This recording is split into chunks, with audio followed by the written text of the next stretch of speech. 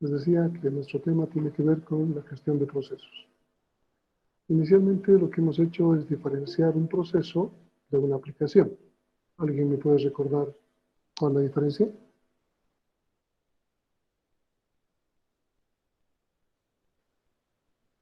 Un programa software de un proceso. ¿Cuál es la diferencia?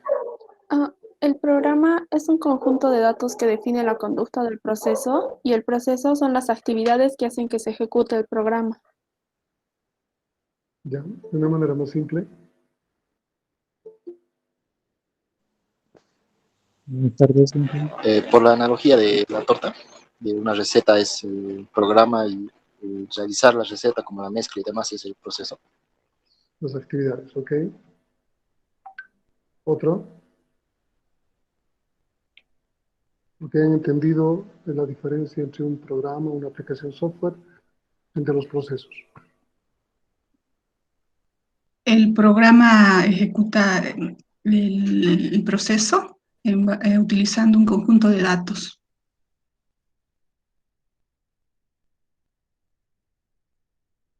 Pero el programa ejecuta un proceso, no. puede ser uno, el programa permanece en el tiempo y el proceso muere en el tiempo. Ya, está bien, pero falta algo, algo que diga más claro la diferencia. De que el programa es la parte estática y el proceso la parte dinámica. También podría ser. La idea es que el programa como tal, como decía, sus compañeros van a subsistir en el tiempo, pero la idea es que cuando uno ejecuta un programa, ¿qué es lo que pasa en realidad? Cuando hace dos clics sobre un programa, cualquiera, Word, Excel, ¿qué es lo que ocurre? Ese programa, seguí. Se ejecuta el programa. No, claro que se ejecuta, pero ¿qué es lo que sucede? El programa en sí es el que podemos interactuar, el programa en sí es el que está procesándose en el procesador. Ese programa grande se divide en pequeñas tareas o actividades, y a esas tareas o actividades le llamamos procesos. Les mostraba el programa Monitor de Procesos, ustedes van a utilizarlo el día lunes ya para una práctica posterior. El monitor de procesos nos permite distinguir que, por ejemplo, cuando yo he cargado calculadora, la aplicación calculadora, una sola aplicación, se han creado 20, 30 procesos de calculadora. Entonces, ¿qué significa? Que cada operación, cada actividad o tarea pequeña se ha dividido y se ha creado un proceso como tal. El conjunto de todos esos procesos es la calculadora en ejecución, pero cada uno de esos procesos se está ejecutando en forma independiente y está haciendo que la calculadora como aplicación pueda realizar su servicio. Pero la diferencia claramente es que un programa que se ejecuta se divide en procesos o tareas pequeñas y esas tareas pequeñas son las que en la realidad se están ejecutando, no el programa. ¿Eso está claro? ¿Está claro? Sí, Inge. Sí, Inge. Ok, tenemos varios eventos o estados en los procesos y empezamos con la creación del proceso. Se puede dar la creación del proceso bajo diferentes condiciones, está ahí en el texto, y al final se puede terminar el proceso. También al terminar el proceso existen diferentes tipos de condiciones. Existen llamadas al sistema que nos permiten crear los procesos, en el caso de Unix, en el caso de Windows, y también existen llamadas al sistema, en el caso de Unix y en el caso de Windows, que nos permiten terminar el proceso. Sin embargo, de por medio, tenemos una serie de estados por los cuales tiene que pasar un proceso durante su ejecución en el procesador. Estos estados tienen que ver con dos colas que se crean, la cola de listos y la cola de bloqueados o de espera o de entrada y salida, se le puede llamar de distintas maneras. Y esto permite que haya una interacción y que los procesos se estén ejecutando durante un tiempo limitado, de tal manera que puedan dar pie a que otros procesos que están en la cola puedan entrar a ejecutarse. Si los procesos se ejecutan en pequeños milésimas de segundo. Entonces, por segundo vamos a tener un montón de procesos ejecutados. ¿Cuántos procesos se ejecutan realmente? Es muy difícil de estimar. Ustedes van a tener una práctica en Linux, la segunda práctica en Linux, donde van a poder mostrar cuántos cambios de contexto han ocurrido. Entonces, para hablar de esto, vamos a adelantar un poco más. Aquí tenemos el diagrama de estados en los cambios de los procesos. ¿Alguien tiene alguna duda sobre esto?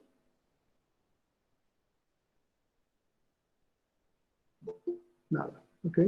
Entonces, cambiamos de estados en función de lo que vaya a ser el proceso, si ha terminado o no terminado, si necesita utilizar algún dispositivo de entrada y salida, si se le falta todavía tiempo de ejecución, etcétera, etcétera, etcétera. Vamos a pedir un montón de condiciones para que el proceso pueda pasar de creado a terminado.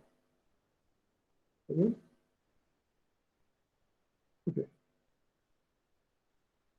Hemos visto en la simulación que hemos tenido una animación, una simulación que en la parte de cola de listos se creaban una lista de varios procesos, aparecen por colores. La pregunta era, ¿qué pasa cuando uno se ejecuta en el procesador y tiene que volver a la cola de listos porque no ha terminado? Mientras tanto se ejecuta otro. ¿Cómo sabe el procesador que cuando vuelve el primer proceso que no había concluido, desde dónde continuar? ¿Cuál era la respuesta? ¿Cómo hacía el procesador para saber dónde debería continuar un proceso que no había terminado antes? ¿Por un registro? Se guarda la información en el bloque de control. Ok, se guarda algo que se llama PCB, un bloque de control de procesos. Este PCB tiene registros, perdón, sí, tiene registros, pero cada registro tiene un montón de campos. ¿Qué campos, por ejemplo, son los que recuerdan?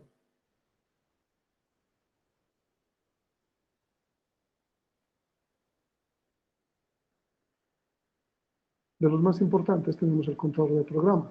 El contador de programa debería ser en qué lugar exactamente se ha quedado. Luego tenemos los registros, también un elemento importante porque nos dice qué registros de procesador estaba usando para volverlos a usar, qué valores tenía, qué parte de la memoria estaba utilizando, qué algoritmo de planificación, etcétera, etcétera, etcétera. ¿Está bien? Entonces, con eso nos lleva a algo que es importante, cambio de contexto. ¿Qué implica un cambio de contexto? ¿Qué es un cambio de contexto?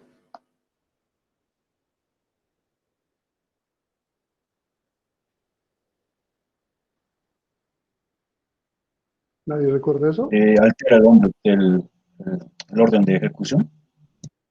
No. Es cuando el sistema operativo entrega un nuevo proceso. No.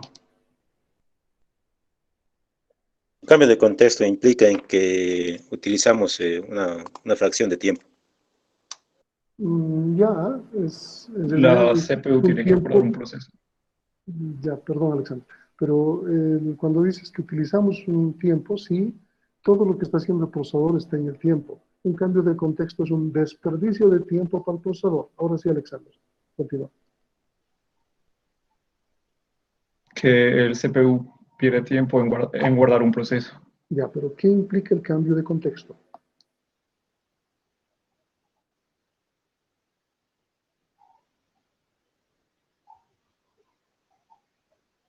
Es el cambio entre dos procesos, uno que se está yendo y otro que está entrando.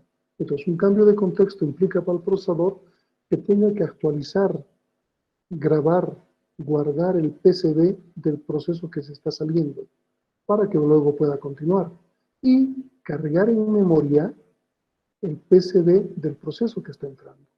Entonces, en ese tiempo de guardar el PCB del que está saliendo y cargar el PCB del que está entrando, implica una pérdida de tiempo.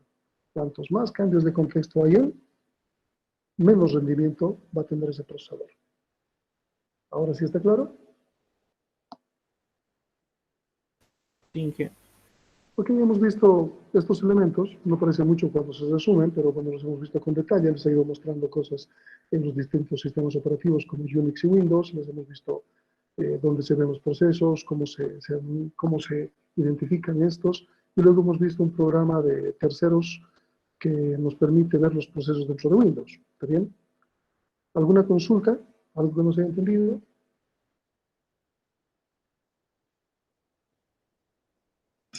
Inge, una consulta. ¿Es posible ver en Windows cuánto tiempo estamos desperdiciando en un cambio de contexto? Así en general en todo el equipo. No, porque Windows, como es un sistema propietario, necesitamos programas de terceros que entren a hacer cosas adentro. Aún Linux no nos muestra ese desperdicio de tiempo, pero podemos estimarlo. Lo que vamos a ver, por ejemplo, cuando ustedes hagan su práctica es que van a poder saber exactamente cuando quieran cuántos cambios de contexto se han hecho hasta ese momento. Hacen su tarea, hacen su práctica y luego vuelven a mostrar cuántos cambios de contexto han hecho y podrían estimar en un tiempo que me ha tomado mi tarea, no sé, 10 minutos, entre los 10 minutos tengo cambios de contexto inicial y cambios de contexto final. Hago la diferencia, divido entre el tiempo y sé cuánto está desperdiciando, por ejemplo. Se puede hacer la estimación en Linux.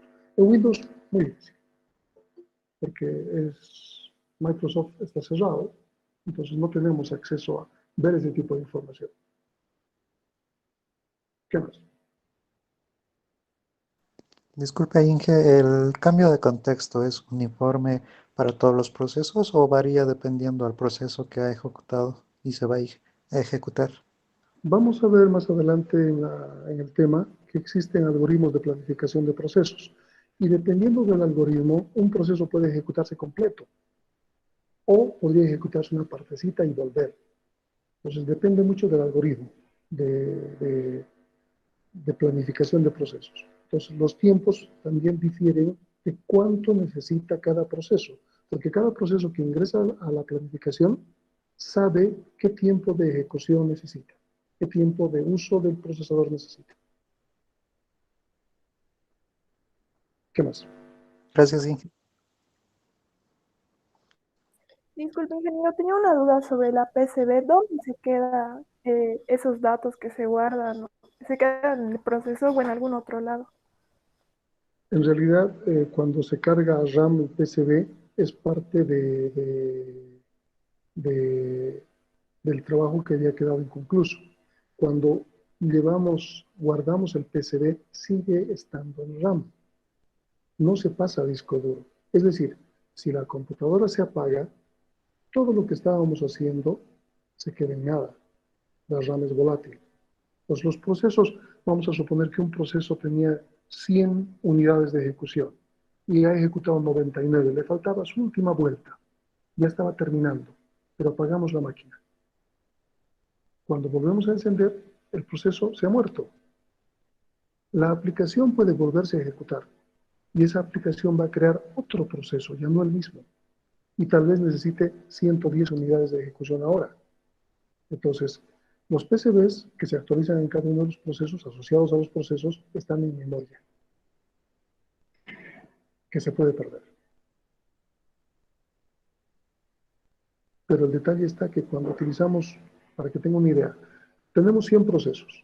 Los 100 procesos están ocupando RAM, pero de los 100 procesos que están ocupando RAM, solo uno se está ejecutando en el procesador, en un momento dado. Entonces, ese uno está utilizando la RAM, está utilizando el procesador.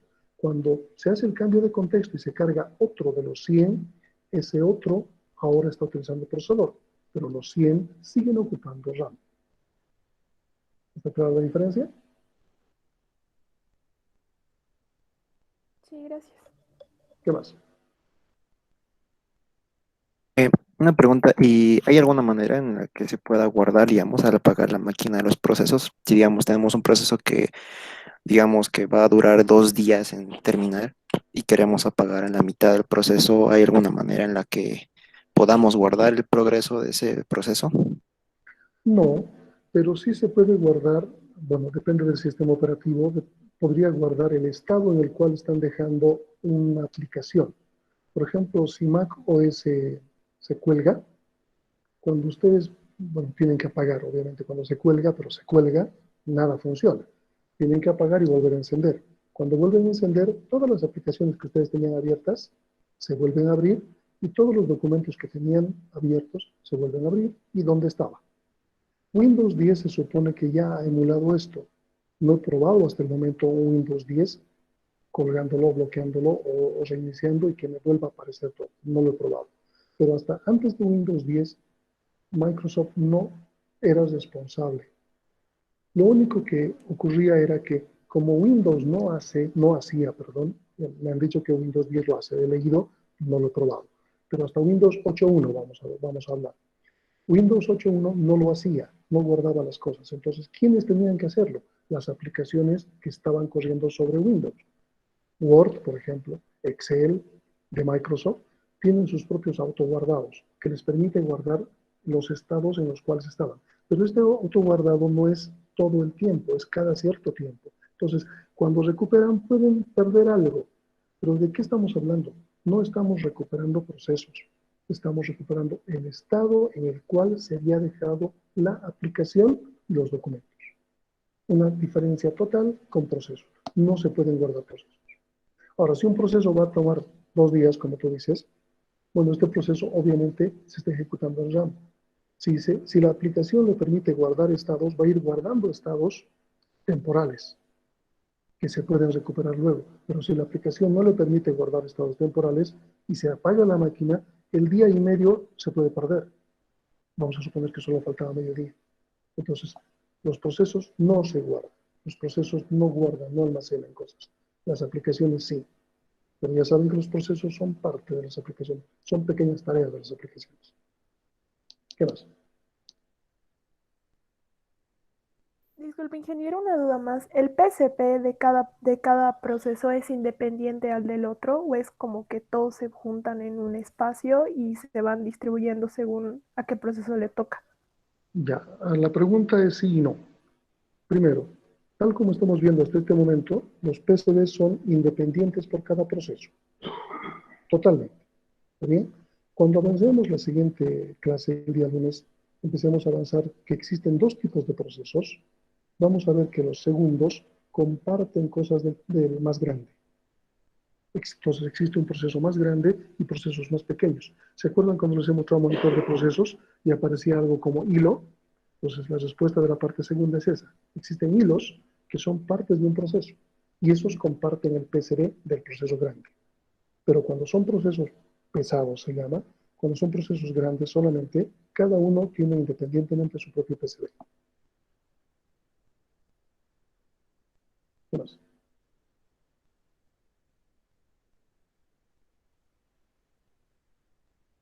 Ok, si no hay más preguntas, entonces voy a dejar de grabar. Yo tengo una consulta más. En la parte de la creación de los procesos, no me quedó claro el punto del inicio de un trabajo en lotes. Bueno, trabajo en lotes lo vamos a distinguir más cuando veamos algunos algoritmos de planificación.